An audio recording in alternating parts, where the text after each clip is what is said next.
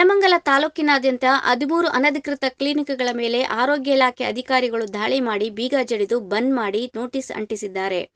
ಈ ಕುರಿತು ತಾಲೂಕು ವೈದ್ಯಾಧಿಕಾರಿ ಡಾಕ್ಟರ್ ಹೇಮಾವತಿ ಮಾತನಾಡಿ, ಸೋಂಪುರ ಹೋಬಳಿಯಲ್ಲಿ 15 ಕ್ಲಿನಿಕ್‌ಗಳ ಮೇಲೆ ದಾಳಿ ನಡೆಸಿ ನೋಟಿಸ್ ನೀಡಿ ಬೀಗ ಜಡಿಯಲಾಗಿದೆ. ಪರವಾನಗಿ ಇಲ್ಲದೆ ಅನಧಿಕೃತವಾಗಿ Karnataka private medical establishment act 2009 ಪ್ರಕಾರ ನಮೂದಿಸದೆ ನೋಟಿಸ್ ನೀಡಿದರೂ ಸ್ಪಂದಿಸದ ಕ್ಲಿನಿಕ್‌ಗಳಿಗೆ ಬೀಗ ಜಡಿದಿದ್ದೇವೆ. ಸೋಂಪುರದ ಮೂಲವ್ಯಾಧಿ ಚಿಕಿತ್ಸಾಲಯ, ಪೆಮ್ಮನಹಳ್ಳಿಯ ಶ್ರೀ ತಿರುಮಲ ಕ್ಲಿನಿಕ್, ನಿಡವಂದದ ಸಿದ್ಧಗಂಗಾ, ಶ್ರೀ ಮಾರುತಿ, ಶ್ರೀ ನಂದಿ ಹಾಗೂ ನರಸೀಪುರದ ಮಾರುತಿ ಕ್ಲಿನಿಕ್‌ಗಳನ್ನು ಸೀಸ್ ಮಾಡಿ ನಂತರ ನೋಟಿಸನ್ನು ಕ್ಲಿನಿಕ್‌ಗಳ ಮುಂಭಾಗಕ್ಕೆ ಅಂಟಿಸಿದ್ದೇವೆ. ಆಕ್ಟ್‌ಗೆ ಒಳಪಡದವರು, ವಿದ್ಯಾರ್ಹತೆ ಸರಿಯಾಗಿ ಇಲ್ಲದಿರುವುದು, ಆನ್ಲೈನ್ ಪ್ರಕ್ರಿಯೆ ತಿಳಿಯದೆ ಮಧ್ಯವರ್ತಿಗಳು ಮೊರೆ ಹೋಗುವುದಕ್ಕಿಂತ ನೇರವಾಗಿ ಆರೋಗ್ಯ ಇಲಾಖೆ ಸಂಪರ್ಕ ಮಾಡಿದರೆ ಸೂಕ್ತ ಸಲಹೆ ನೀಡುತ್ತೇವೆ. ಡಿಎಚ್ಒ ಮತ್ತು ಜಿಲ್ಲಾಧಿಕಾರಿಗಳ ಆದೇಶದಂತೆ ಇಂದು ದಾಳಿ ನಡೆದಿದೆ ಎಂದರು. ಪ್ರೈವೇಟ್ ಮೆಡಿಕಲ್ ಎಸ್ಟಾಬ್ಲಿಷ್ಮೆಂಟ್ ಆಕ್ಟ್ ಅಂದ್ರೆ ಕೆಪಿಎಂಇ ಆಕ್ಟ್ 2009 ಪ್ರಕಾರ ಯಾವುದೇ ಖಾಸಗಿ ಕ್ಲಿನಿಕ್ ಆಗ್ಲಿ, ಹಾಸ್ಪಿಟಲ್ ಆಗ್ಲಿ, ಲ್ಯಾಬ್ ಆಗ್ಲಿ ಪ್ರಾರಂಭ ಆಗೋದಿಕ್ಕೂ ಮೊದಲೇ ಕೆಪಿಎಂಇ ಆಕ್ಟ್ ನಲ್ಲಿ ಅವರು ಪರವಾನಗಿನ ಪಡ್ಕೋಬೇಕು.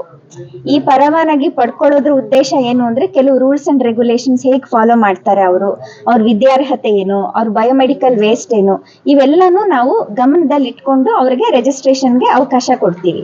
ಇದರಿಂದ ಸಾರ್ವಜನಿಕರಿಗೆ minimum standards, quality of care ಏನಿದೆ ಅದು ಇಂಪ್ರೂವ್ ಆಗುತ್ತೆ. ಈ ತರ ರಿಜಿಸ್ಟ್ರೇಷನ್ ನ ಶುರು ಮಾಡೋದಕ್ಕೆ ಮೊದಲೇನೆ ಆ ಸಂಸ್ಥೆಯವರು ಪಡ್ಕೋಬೇಕು.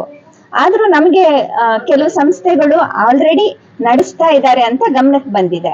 ಅಂತ ಸಂಸ್ಥೆಗಳಿಗೆ ನಾವು ನೋಟಿಸ್ ಕೊಟ್ಟಿದೀವಿ. ಕೆಪಿಎಂಇ ಆಕ್ಟ್ ಅಂಡರ್ ನೀವು ರಿಜಿಸ್ಟ್ರೇಷನ್ ಮಾಡ್ಕೊಳ್ಳಿ, ನಮ್ಗೆ ಬೇಕಾಗಿರುವಂತ ದಾಖಲೆ ಕೊಡಿ ಅಂತ ನೋಟಿಸ್ ಕೊಟ್ಟರು ಸಹಿತ ಈ ನೋಟಿಸ್ಗೆ ಬೆಲೆ ಕೊಡದೆ ಕೆಲವು ಕ್ಲಿನಿಕ್ಗಳು ಹಾಗೆ ನಡೆಸ್ತಾ ಇದ್ವು.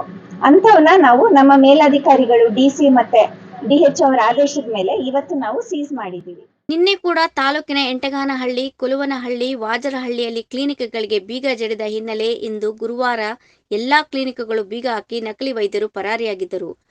ಈ ಸಂದರ್ಭದಲ್ಲಿ ಆರೋಗ್ಯ ನಿರೀಕ್ಷಣಾಧಿಕಾರಿ ನಾಗೇಶ್, ಸಿಬ್ಬಂದಿಗಳಾದ ಮಂಜುನಾಥ್, ನಾಗಾರ್ಜುನ್, ಚಾಲಕ ಗಿರೀಶ್, ಪೊಲೀಸ್ ಪೇದೆ ಪೀರ್ ಸಾಬ್ ಇನ್ನಿತರರಿದ್ದರು.